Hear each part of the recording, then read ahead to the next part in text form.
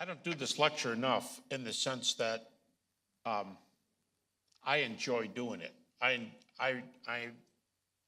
sometimes we need to be reminded of things that we know, and I need to remind myself. If you weren't here, well, you couldn't, not all of you could have been here. It was nowhere near this many folks earlier. So I'll back up just a little bit. To me, the most exciting single theological / interface between theology and apologetics is the question of what did earliest preaching consist, and between the death of Jesus and the writing of the first New Testament book. Let me ask that from a different angle. Where do we get our information of what the very earliest apostolic church preached? Now think about the normal kinds of answers. Well, Mark's pretty early at plus 40. Now when I say plus 40, I'm going from 30 AD. The second most popular year for the death of Jesus is 33. If it's 33, all you're going to do is move things down 3 years, so it's kind of irrelevant. But 30 is a nice round number. Mark's about 40 years later. So the typical answer is 40 years, they got it all on paper, well, papyri, and worked it all out. And then Paul's 20 years, up to 20 years before that. And they stopped there. And that's good. 20 in the ancient world is great. We gave the example of Alexander, where the earliest detailed source is plus 280. The best detailed sources on Alexander are plus 4.25 to 450. That's ridiculous as far as historical sources are concerned. That's not good. But people don't go around saying, we don't know anything about Alexander. But can we get back? Oh, so in other words, 20 years is great, but can we get behind 20? Can we get anything from 30 to 50 AD? Okay, now that's a theological question. Can we get anything from 30 to 50? The apologetic question is, can we make it stick? Can we do the argument in such a way that it can't be denied? Now, if you have a combination of early plus strong argument, what you've got is the truth of Christianity. And I'm going to say something up front. I usually save it for the second lecture, but the second one will build on this one. I don't usually get to do this one before that one. Everybody wants that one. I keep pointing down because I'll be down on the floor walking off a timeline for the whole lecture. So I usually don't get to build into it. But if you ever thought about this, if the gospel that we defined in the earlier lecture, the gospel, which whenever the New Testament answers the question, factual content only, of what did the earliest gospel consist? What was the gospel? The factual gospel message answer, minimum, because a couple other things are added here and there, but the ones that are always there, deity of Jesus, death, resurrection. Deity, death, resurrection. You want the whole answer. It's deity, atoning death, bodily resurrection with appearances. Because the New Testament separates. This may be strange to you to hear, but the New Testament separates resurrection from appearances. Think of it this way. Resurrection is what happened inside the tomb. Appearances are what happened outside the tomb. So two different things. But if you get this down, the more we're sure of deity, death, resurrection, then with it you've got the I do. You make Jesus your own. You invest your life.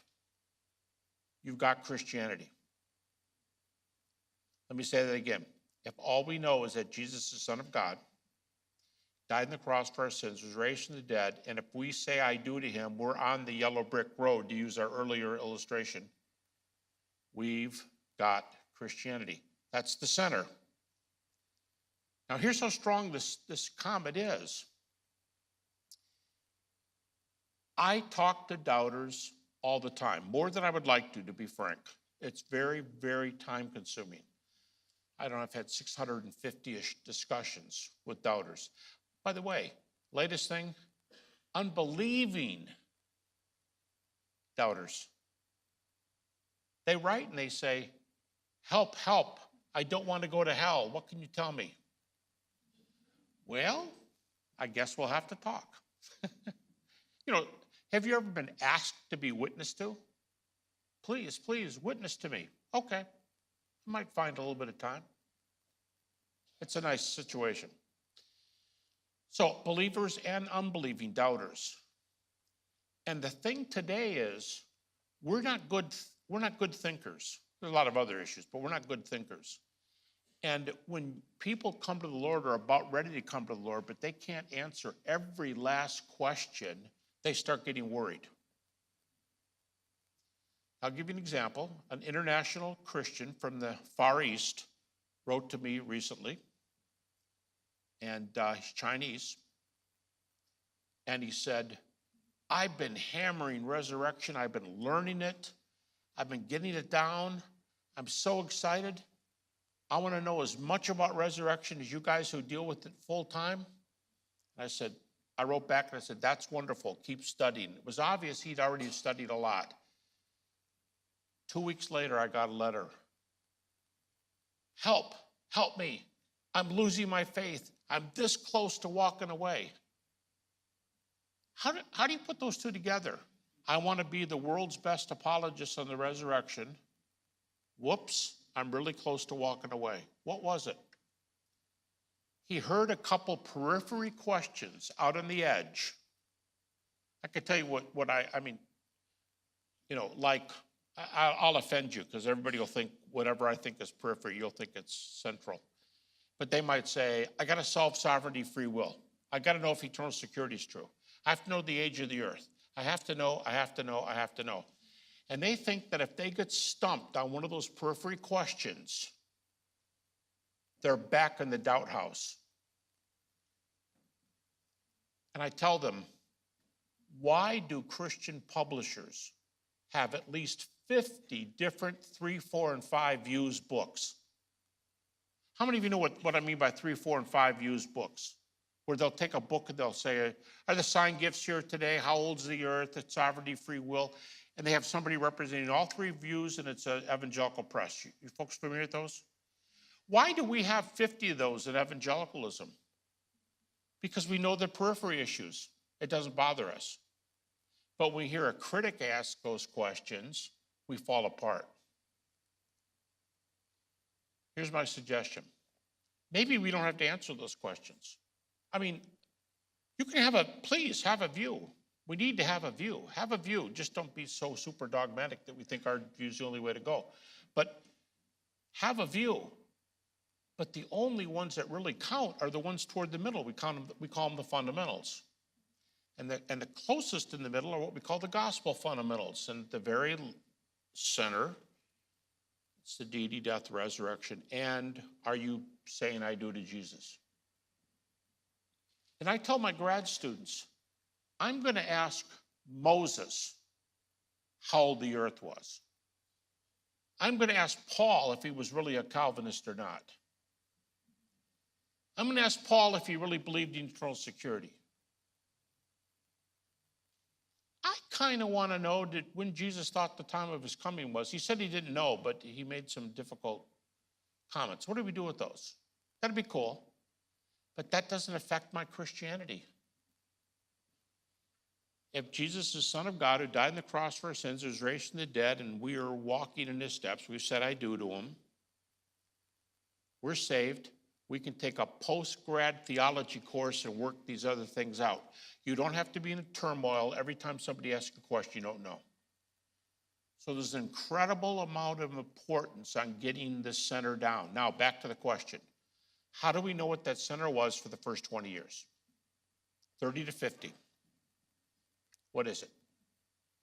I'm going to introduce a topic tonight that may be surprising to some of you. It's the best kept secret, I think, the best kept secret in New Testament scholarship. Because first of all, almost nobody talks about it. You can find good books on it. But given all the books we have, there aren't that many books. And it's a question of, these are roughly synonyms. And I'll break down some of where they're not synonyms. But creeds or confessions or formulas. There's another word or two. But here's the thinking. Here's the thinking. New Testament scholars who study sociology today say that up to 70, 80, 90% of Jesus' hearers were probably illiterate. How do you teach somebody the keys to the kingdom when they can't read or write? Well, probably by far the best answer is memorize. Let me ask you a question. Could somebody theoretically know the words to, let's say, Amazing Grace, how sweet the sound? Could somebody sing along and not be able to write their name? Could they sing the whole song and not miss a word? Yeah, you don't have to be illiterate.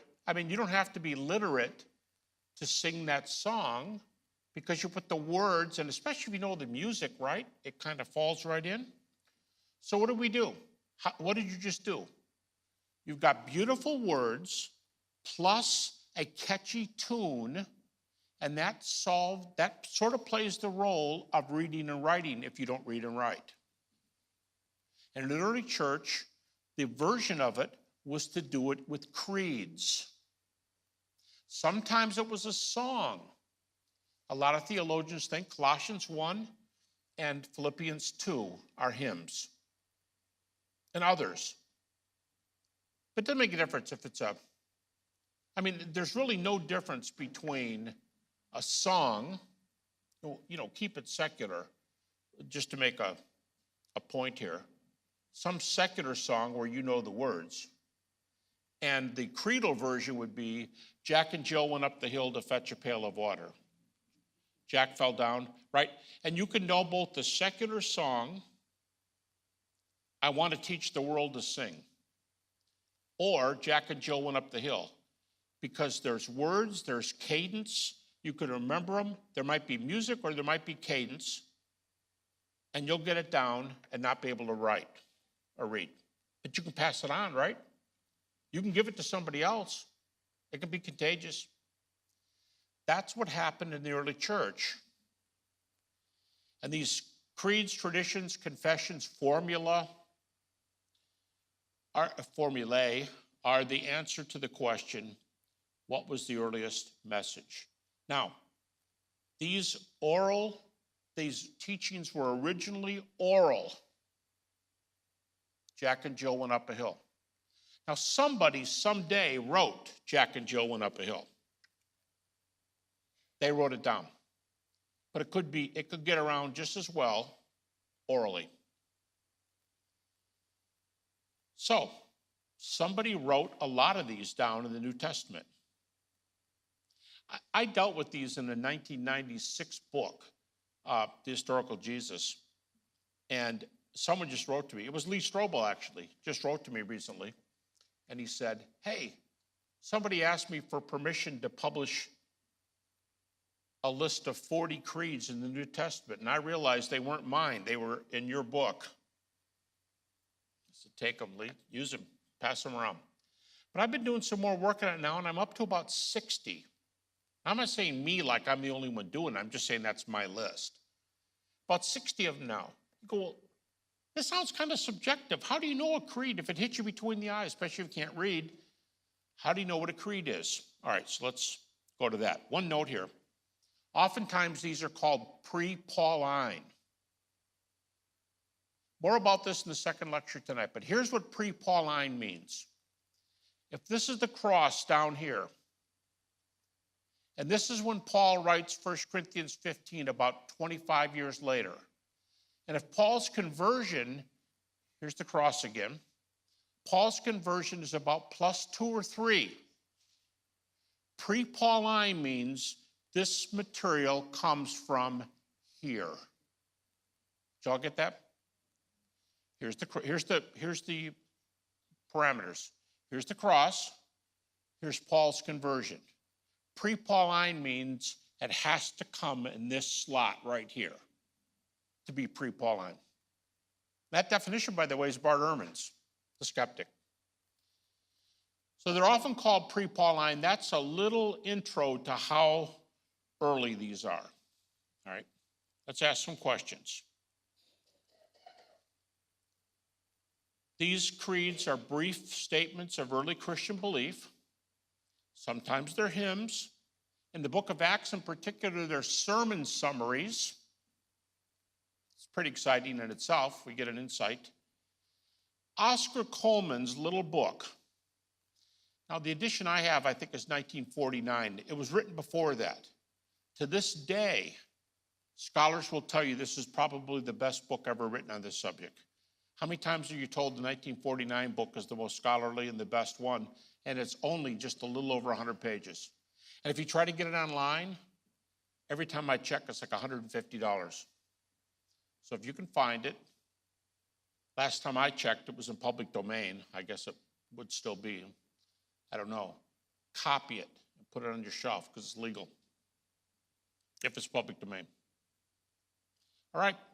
Here's Coleman's 5 occasions when creeds were given. Number 1, baptisms.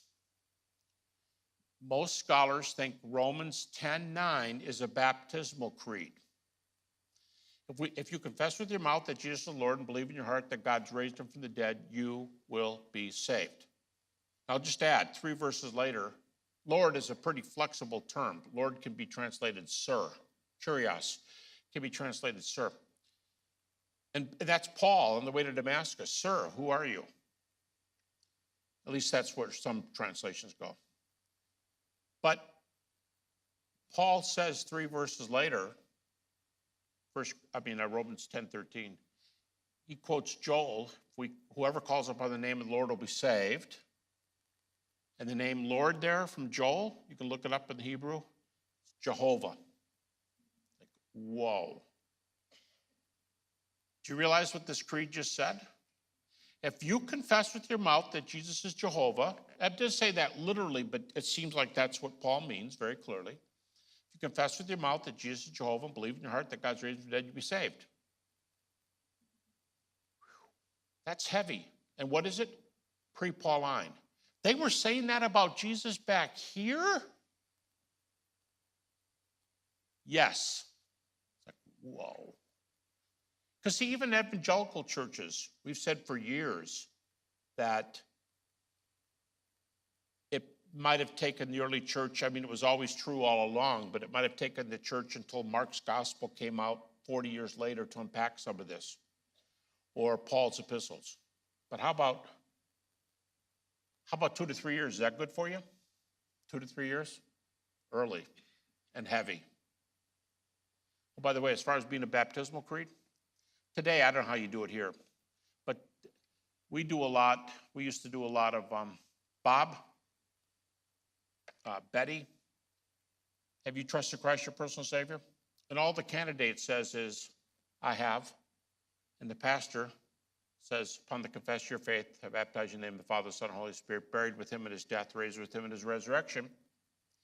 But all the candidate says is, yes, I have. In the early church, this is another story, but it seems like they went down into the water giving a testimony. The candidate played more of a part. And that's the confessing Christ part of Romans 10:9, if you confess with your mouth. Just a little side. 2, worship, liturgy, or preaching. Great example, Philippians 2. Another one would be Colossians 1, but Philippians 2 is a better example. He was in the morphe of God. He's in the morphe of God.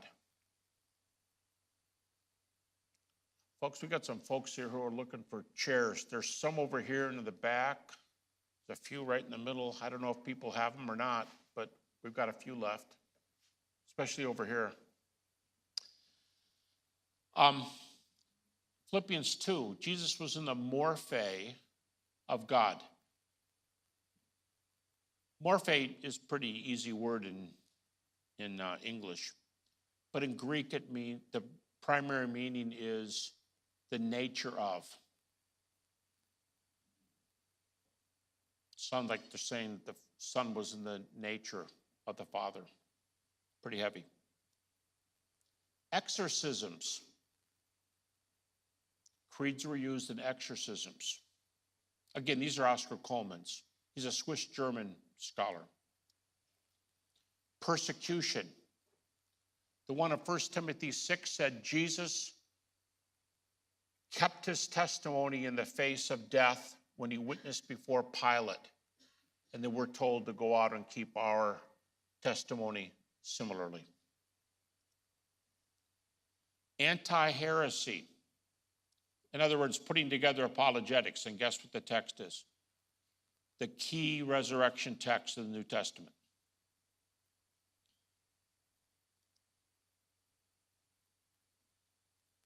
The note here just says these can overlap. You can use these in more than one category. You go, well, okay. I think I'm following you, but there seems to be a little scholarly issue here.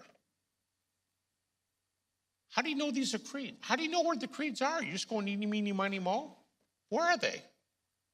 All right.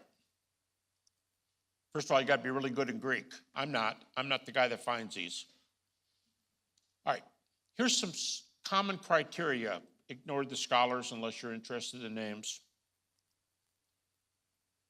Texts often introduce themselves with the words deliver, confess, or believe. We confess these things. We believe these things. Take 1 Corinthians 15. I gave you that which I also received. More about that in the next lecture. I gave you that which I also received. Same words Paul writes in 1 Corinthians 11. I gave you that which I also received from the Lord. 1 Corinthians 15. Christ died for our sins according to the Scriptures, buried, rose again the third day according to the Scriptures, and appeared. 1 Corinthians 11, it's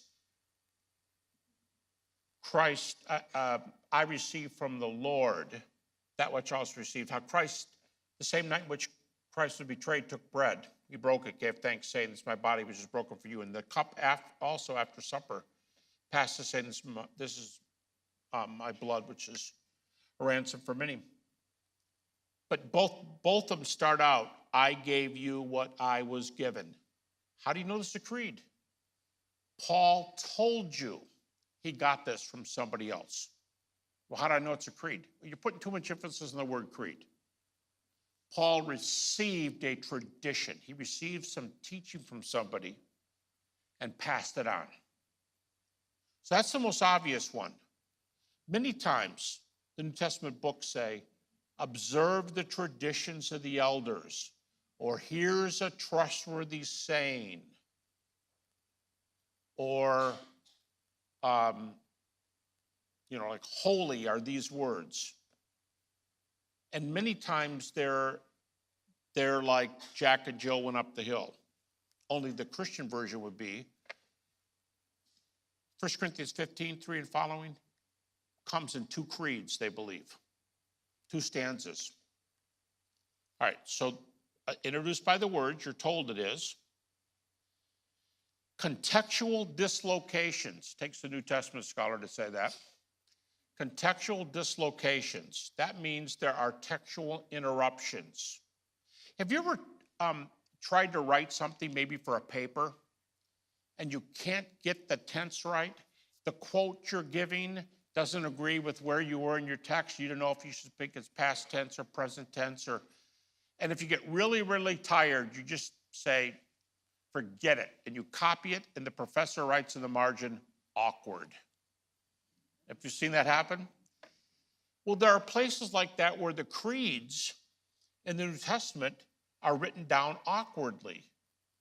The creed is disjointed from, let's say, Paul. But if Paul wrote it, why would it be disjointed if it was him? So the disjointedness is an example of him using other material, just like it is when we write a paper. Repetition or regular language patterns that are repeated. That's a good example of, for example, 1 Corinthians 15. In Greek, it's kai ha ti, and that, and that, and that. And that is a Hebrew means of passing on tradition. Here's how it fits in. I gave you that which I also received, how Christ died for our sins according to the scriptures, and that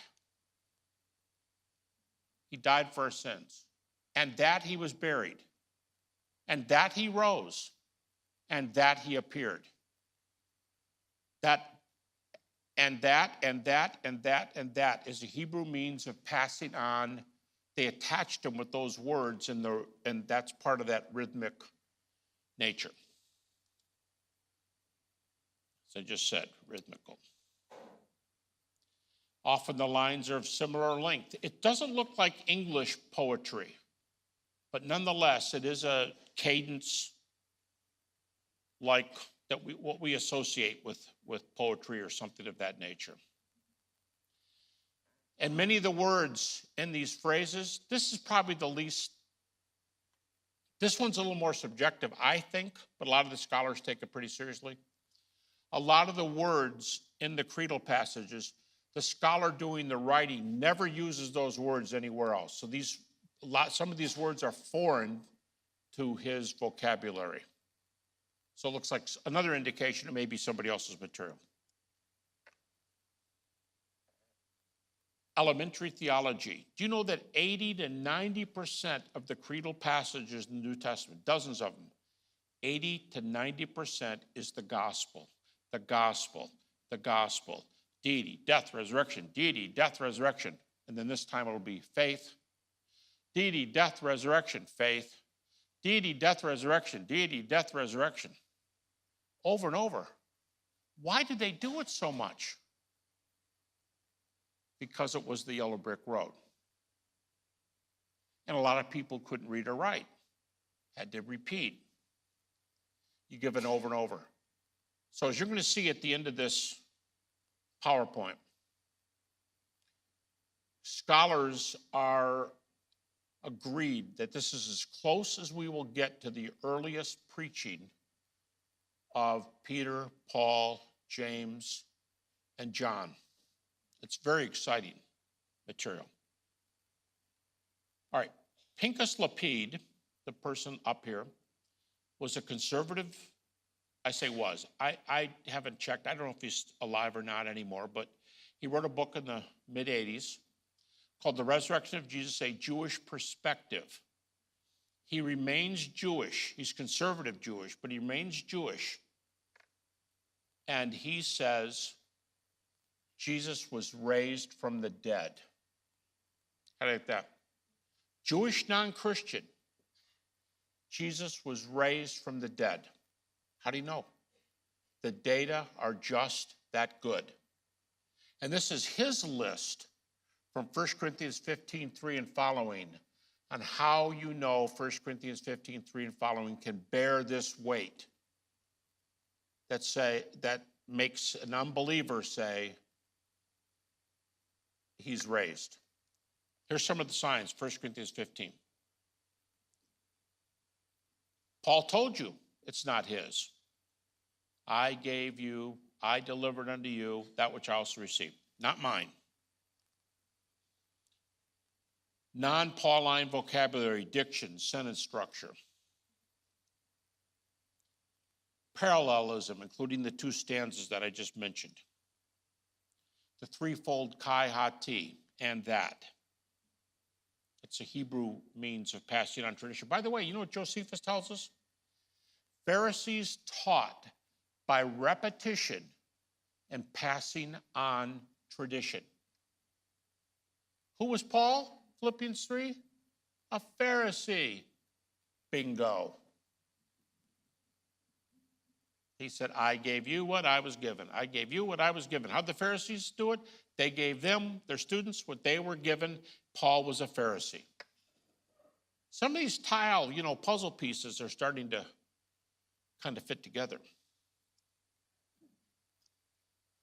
A German scholar named Joachim Jeremias, it's Jeremiah with an S on the end. Jeremias argued that there was an Aramaic original for these terms. Yes, it's in Greek in 1 Corinthians 15, but it seems by a few words, this is not a unanimous conclusion, but there are a number of scholars who believe that this was originally circulated in Aramaic, which, if you haven't heard, is most likely far and away the original language spoken by Jesus, a form of related to Hebrew. The double phrase, according to the scriptures.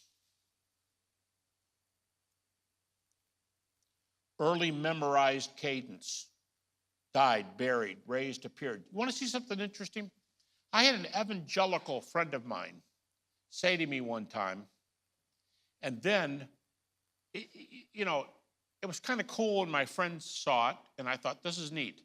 Later, I read this in a critical New Testament scholar's book who didn't believe like evangelicals do, and he made the exact same point. I thought, wow, that's like confirmation from two sources. Here's what my friend said. Died, buried, raised, appeared. He said, that's neat. The definition of the gospel requires apologetics. How do you know? Died.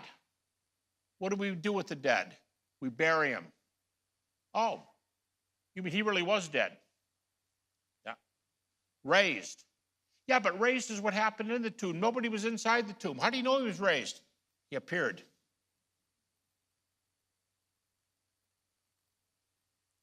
Died, and we buried him. Raised, and we saw him. So right in the definition of the gospel, apologetics is built in. And this is happening right away? How early? Well, we'll get there. How early? There's the gospel content. Like I said, 80 to 90% of the creeds center in whole or in part on the gospel. There's the idea right there. The factual side. You've got the faith side. Did you say yes to Jesus? Did you say I do? But this is the factual side. All right. Here's some conclusions from some of the biggest names in the field. Almost everybody up here is a huge name. And listen to what they say about the importance of this material. Oscar Coleman, who wrote the book. This may be apostolic. You say, what do you mean maybe? How do you know it wasn't? Well, other people were preaching besides the apostles. But maybe apostolic, but at least it comes from apostolic times. C.H. Dodd, Cambridge, based on what the original apostles had actually taught. Richard Bauckham, still at Cambridge. The tradition was received from the Jerusalem apostles. Howard Clark Key. The only time I ever talked to Howard Clark Key, he was representing an agnostic point of view on the deity, death, resurrection of Jesus. Agnostic. And in a little later book from Cambridge University Press, What Can We Know About the Historical Jesus? Key says, these traditions are so heavy, so good, so checkable, that we could take them to a court of law and win the case. Folks, listen, you've got to read the critics before you realize the only people who talk like that are evangelicals. Critics don't say you can take this to a court of law. I don't know another example. You don't say you can take this to a court of law and win a case. See, that just smacks of apologetics too much. And you may think this is strange. We said earlier, the atheists call themselves brights, and they say we're stupid. And the reason we're stupid is they're into science and we're into faith. The new atheism, that's very pervasive, that comment. But who's the ones doing the research today? The evangelicals. Who are the ones winning the debates head to head? With judges who are not in either camp. Evangelicals. Dr. Copan earlier used a quote from a fellow who's very well known in our field, Dr. Quentin Smith, an atheist at Western Michigan University. And he said, because of Alvin Plantinga in philosophy, here's the best example of someone taking over their discipline for the Lord. He said, now we have 1/4 to 1/3 of practicing philosophers are Christians, mostly Orthodox evangelicals, he says. And then he says this, we critics have fallen so far behind, he says atheists, we've fallen so far behind that if you lock these evangelical Plantingites, if you lock this enlightened group of new philosophers, you lock them in debates, one-on-one, with top atheists around the world. This is a very well-known atheist, right? He says, let's make it even harder. Let's name atheist judges.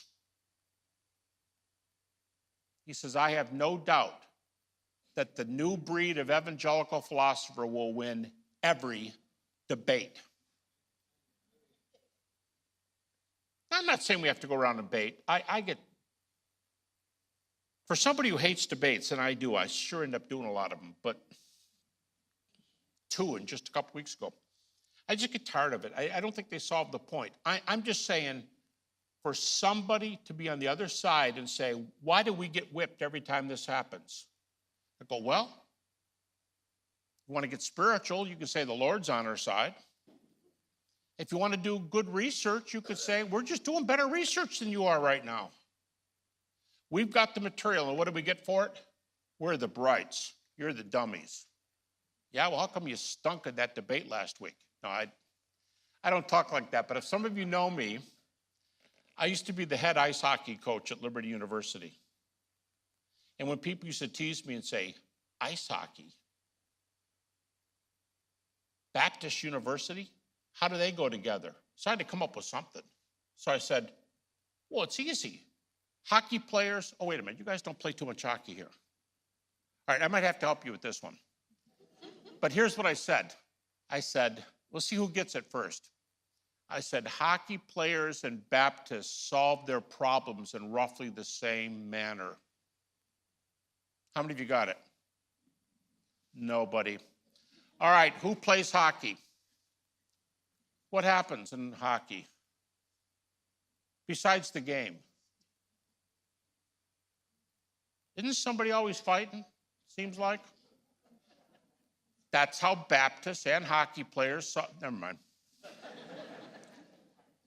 I'm just saying there's a little bit of that in me because I head coach for 9 years. So there's a little bit of me that takes some umbrage, and I'm happy when evangelicals win these debates. And Dr. Copan's back there in the back, he's one of these, seriously, he's one of these brilliant young guys that came out of the Plantinga Revolution, and they're out there and doing these things. We're making a difference. I don't want to say it's because we're going all hockey on them. I'm teasing about that. But what I'm saying is, yes, we got the Lord on our side. We have to stay true to him. Number 2, we've got the goods. We've got the best data. And even atheist Quentin Smith says, we can't stand toe-to-toe with you guys on these things. He said every time. I mean, I can't imagine, I don't think it's true. But that's what he said. So back to key here, we can take it into a court of law and win the case. Critics don't talk like that. But it's this creedal argument that's closed the gap that gives us the evidence. Say, what gap? It was only 25 years. Well, you're right, that's good. But the next lecture will show you how good and how early this is. And if you've never heard this stuff before, it's just the most surprising conclusion there is. A few more. Larry Hurtado. He just retired from Edinburgh. Formulated as early as days or months after the crucifixion. Days or months. Jimmy Dunn, Durham. formulated as early as months after the crucifixion. Most scholars agree that the majority of creeds go right to the heart of the gospel teaching.